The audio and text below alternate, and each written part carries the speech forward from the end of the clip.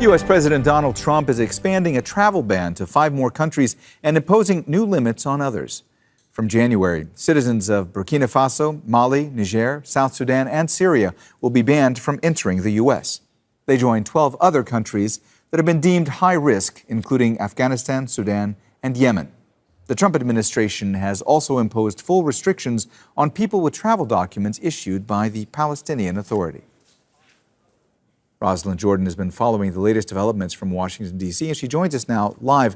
Roz, has the Trump administration explained why it's expanding this ban to include these countries? Well, the U.S. has argued that it has an obligation to protect its citizens from the threat of terrorism, of criminals, of other people who might want to do Americans harm. And so they say one of the most effective ways, in their view, to do this is to heavily scrutinize the visa applications of people who want to come to the United States, whether it's to work, whether it's to study, whether it's just to come play tourist. But they say that too many countries, in the U.S.'s view, or rather the Trump administration's view, do not have the same standards even for establishing basic identity documents for their citizens.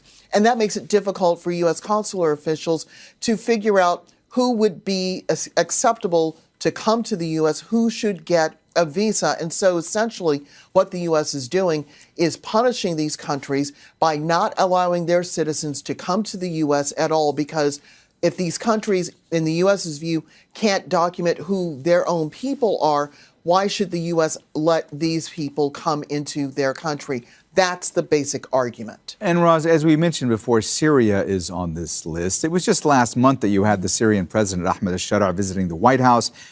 Donald Trump heaped praise on the president of Syria. Is the inclusion of Syria unusual, considering the new ties with Syria's new government?